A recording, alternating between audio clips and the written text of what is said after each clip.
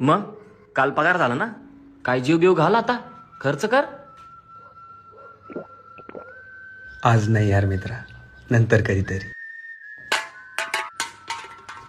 काय यार देवा, एवढं करू शकत नाही मित्रासाठी?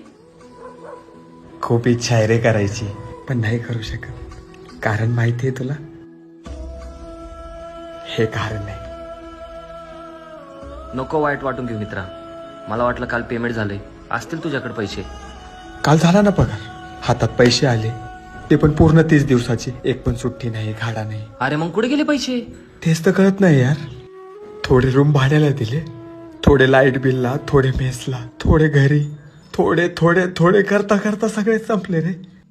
आता महिना कसा काढायचा? ते या मित्राकडून 200, त्या मित्राकडून 500, आणि परत पगार झाला तर त्यांचे फेडायचे. संपतो पगार. ठीक आहे रे, नको टेन्शन घेऊ. आपल्या मुलांचं असंच असतं.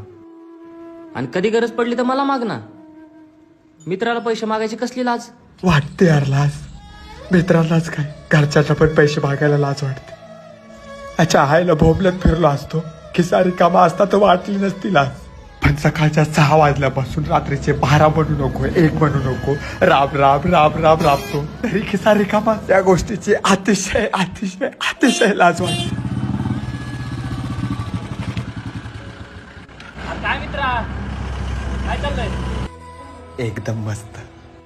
बरं आहे सगळं? हा, येतो मी.